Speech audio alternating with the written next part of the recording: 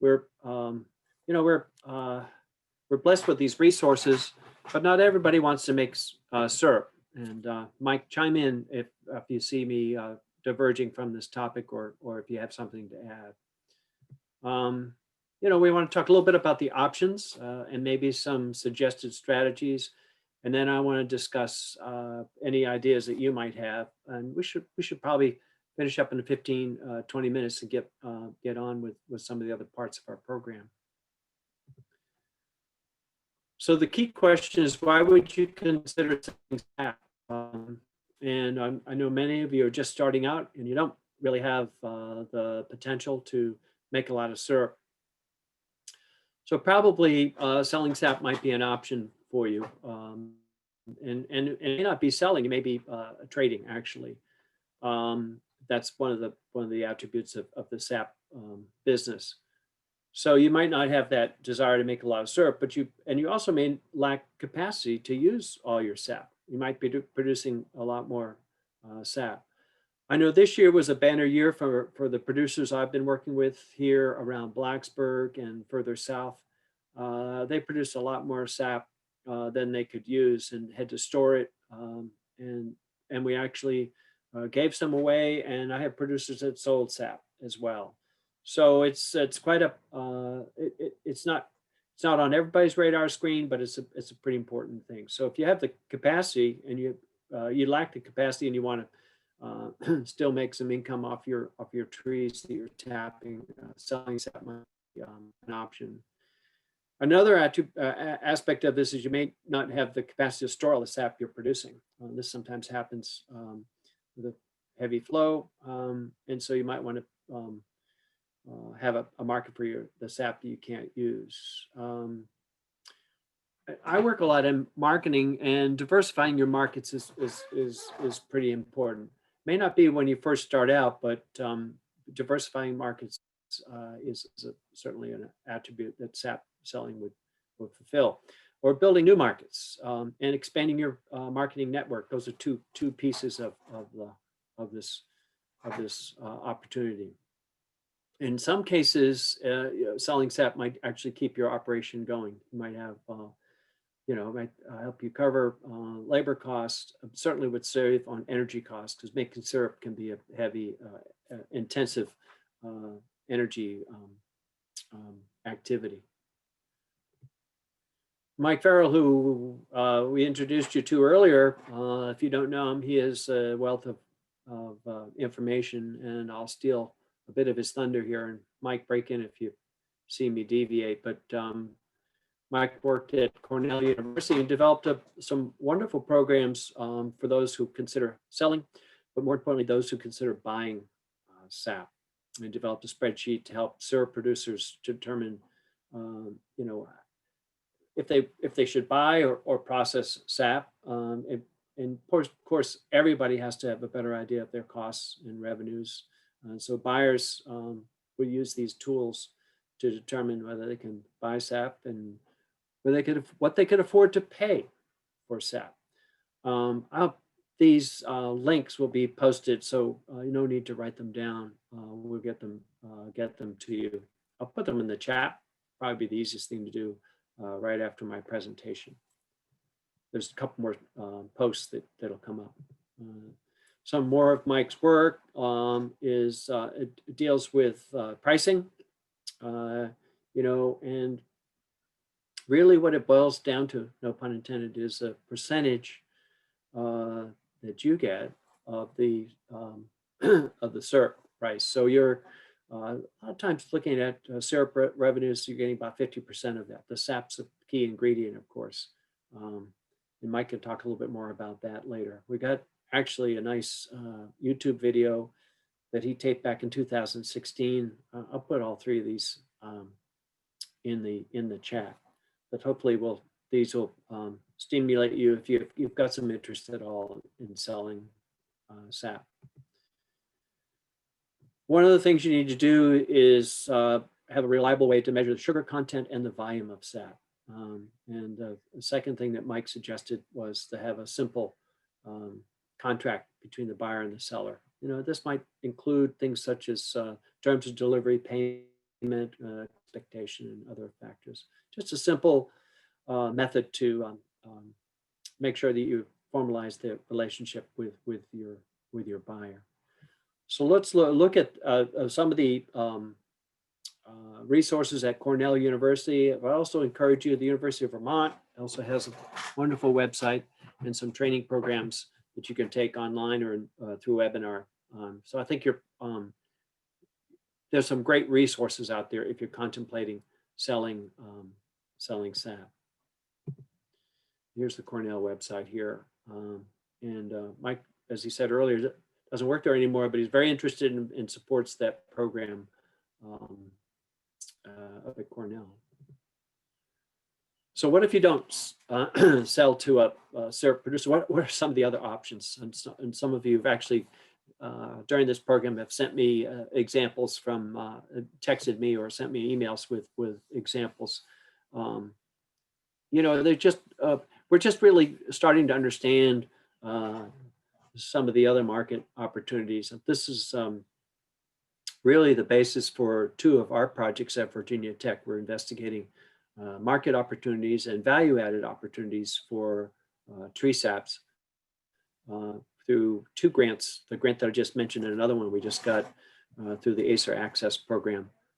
It's looking at market opportunities. And so we're looking at options for landowners to not just make syrup, but also to do, to market their sap. You know, we could sell to other producers. They're fairly, very various. Some small producers who buy sap will process it, maybe as a food additive and other products. I'll show you some examples in a minute.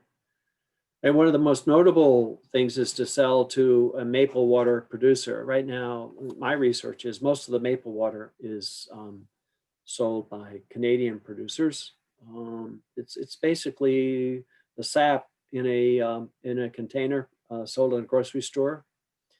As I mentioned a minute ago, we're working with Future Generations on this ACER Access program to look at value-added opportunities, and so part of our work will be there.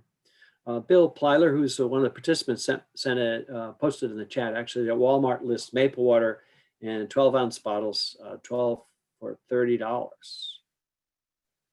Sounds like a lot of money, but there's a lot of steps in between, and we need to be mindful of that. Remember, this is a food item, and there are restrictions and regulations related to that. There are multiple uses of maple sap. This came from a website for a Canadian company. It obviously can add to coffee or tea. My standard is that there should be like the dispensers for other flavorings. At a coffee shop, there ought to be a dispenser there with maple syrup or maple water in it to add to your favorite beverage. The website notes that there are cocktails and other drinks that also benefit from maple flavoring, maple water. You could cook with it, cook meat, fish, seafood, vegetables. They even have the whole ham separate there. This came straight from their website. Make it into ice for smoothies or sorbet. This sweet, not real sweet, but nice flavor. Fruit juices, mixing it. It's basically sold as being thirst quenching. And the pictures that you can see on the web and the advertisements that basically show athletes, explorers, outdoors people drinking maple sap. I know in our house we use it in sauces and other dishes. So there's a lot to explore at home, but maybe part of this would be some opportunity, either locally or regionally. The point is we need to build markets for this. Here's another depiction. This is drinking maple water straight from a tree. I have personal experience with this when I have programs for youth, especially this year when we had such good flow. We're tapping trees with youth, and the kids would get so excited when the sap comes flying out of the tree. They put their hands out and drink it from their hands. It's a very interesting thing when it happens. That's my personal experience. Lots of products on the market. As Bill had sent me that, or sent that in the chat, it is in Walmart and other stores. Maple Water's getting to be a pretty big business. Think of all the packaging, think of all the advertisement, think of all the labeling that goes into this. It's not a simple operation, and seems to be tuned into larger producers. So we need to find smaller markets, local markets for maple sap. Again, another example here. We got lots going on in the maple water business. I don't think it's for everybody. I think it's just something that we should monitor and know more about. Maple 3, another Canadian company, is one of the things about maple syrup in general, but maple water is that it's pretty easy to associate some of the key issues: environmental, sustainability, packaging. This company really does quite a bit of labeling in their market activity. So lower calories, better tasting. There's a lot to it, not just for maple water, but for the other attributes. A couple more pictures, a couple more depictions here. There's another depiction on the web. This came, as we talked about earlier, the Native Americans, the indigenous people began collecting and drinking maple water. It's got lots of great compounds in it that are full of vitamins and minerals. There's a lot of attributes. You could sell your product if you want to sell directly for other food components. Your other dishes, you're going to see a good taste, good quality sap. Well, you could sell it, but you have to figure out where to sell it and how to sell it. The other thing that I think is very interesting, this company says marketing helps to preserve our forest to get quality products, properly maintain the sugar bush. Okay, there's some other, sort of in qualities to selling, not just maple water or maple sap, but also maple syrup. And sometimes we forget that there are other attributes to selling these products that we should be a bit more open about and include in our labels, in our marketing activities. There are some challenges, of course, and as you'll see on the Cornell website, some of the work that Mike has done, sugar content is a challenge. It makes your sap much more valuable to syrup producers. Storage and transport. I deal a lot with marketing issues, and many people forget that you got to get your product to the market, or whoever is going to buy it.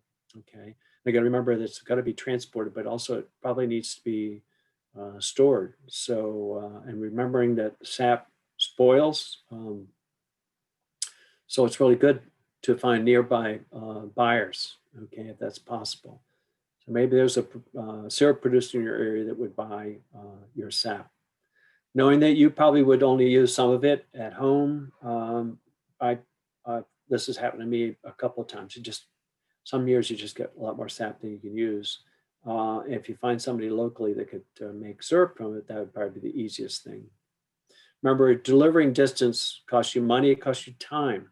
Okay, and the other thing you need to worry about is timing of when the sap's available, and so you need ready buyers.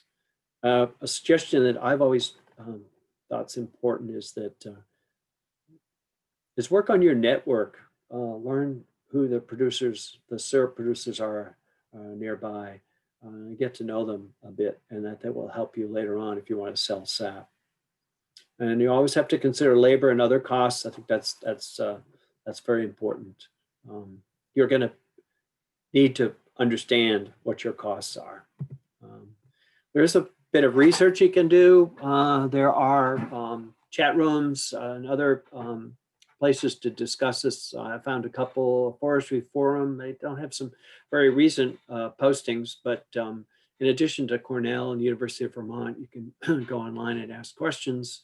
There are some threads there of selling bulk sap only. It was one I found that's for the maple trader. It unfortunately doesn't have any recent posts, but you can go there and read the old postings and learn quite a bit.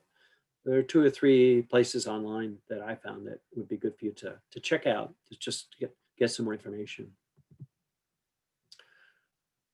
There's a comparison in some of the literature that I saw between maple water, it's maple sap, and other natural drinks, coconut water.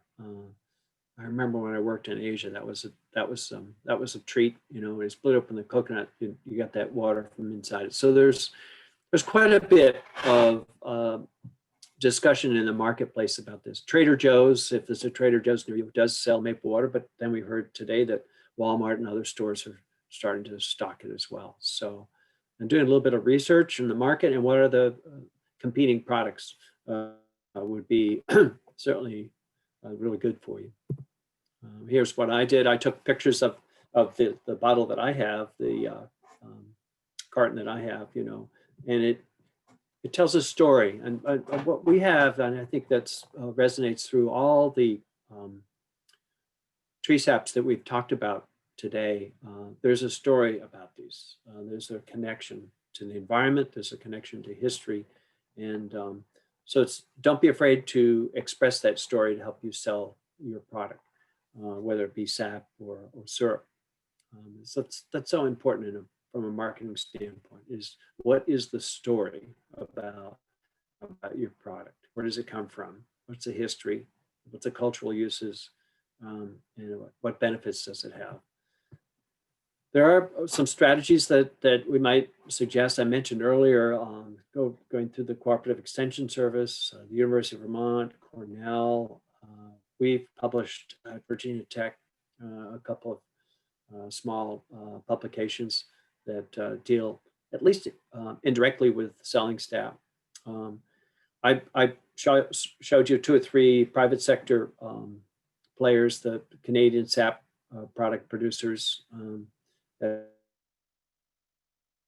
advertise on the web. There are several large grocery chains and others that are dealing with, that are selling maple sap products. You could get in touch with Mike Farrell. He's, as you've seen, I showed you 2 or 3 slides of his work. He's written quite a bit about that when he worked at Cornell. And he's a good source of information for us all, not just about sap, but about other things. And I would certainly network with your neighboring syrup producers and find out more about their business, both from the standpoint of tapping and producing syrup for yourself, but also to try and understand what the market might be locally for your sap. I think that's so very important. So here's some opportunities. Phil and I both are in the business of disseminating information, so we'd be glad to help you out. We also have a VirginiaMapleSyrup.com website, which we're just getting up and running. It's just been up a couple of months, so I encourage you to visit there and posting questions and getting engaged, I think. So if you're interested in sap selling, there are numerous opportunities for you to be involved and engaged and explore this opportunity, especially for growth in the industry. I think it's important for you to understand it, but also be able to interact with some of your neighbors and people close by. A little bit about we have a Highland County, and these are all on our website. We've got Highland County, we've got a Maple Trail, which we're not selling sap, but we're certainly energizing the community and agritourism. So anyway, let's break for questions. And I'll stop sharing my screen. Mike, if you're still on, you'll help me answer a few questions, I'm sure. I'm still here, Tom. Yeah, I'd be glad to. Good. Okay. And the floor is open for questions, and I'm looking at the chat. So there is one question here. What's the optimal time for tapping trees in the Blacksburg, Virginia Tech area? It's very close to, maybe a little bit earlier than what Mike Breckland said earlier, if you were listening during the discussion. early February to mid-February is a good time to start out, but we've tapped right up till the first week of March this year. Depends on the weather, of course. Generally speaking, early mid-February to early mid-March. Any questions about sap selling?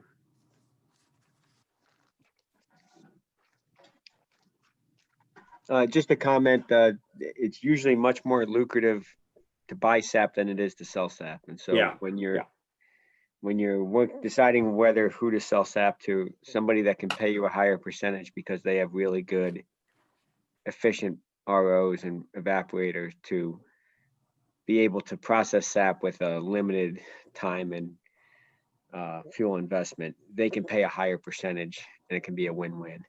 Right. Selling to somebody who's got a 2x4 or 2x6, they really can't even give you 50% of the value and make any money at it. So yeah, it makes sense to, if there's somebody who has made the investments in a lot of good, efficient processing capacity, for that person to spread their tentacles out and get sap from lots of people in the nearby area.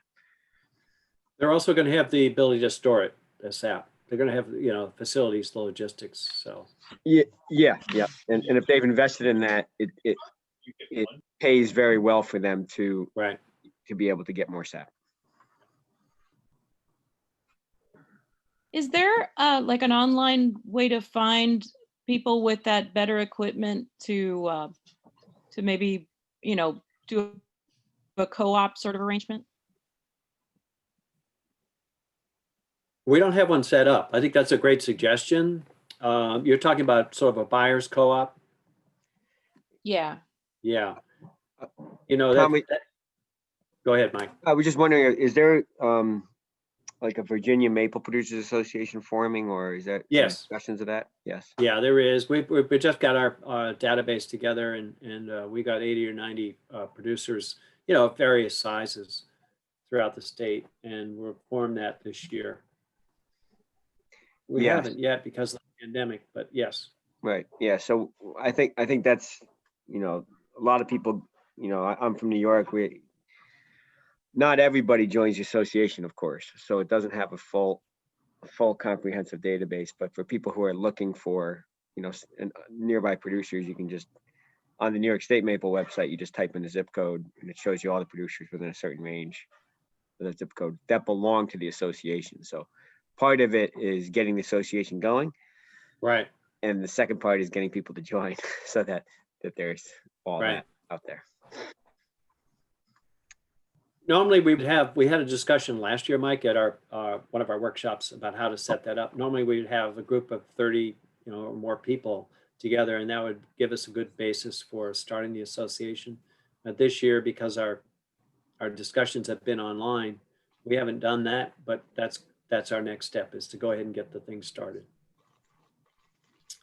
There's a comment in the chat. The Maple Trader would be a good resource regarding equipment co-op opportunities.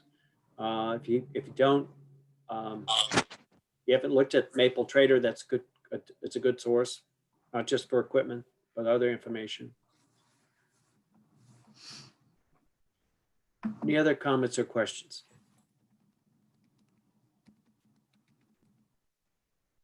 Well, if there are other questions or comments about SAP, but in general, we can bring them up. But Phil, I think what we should do is go to our last presentation and see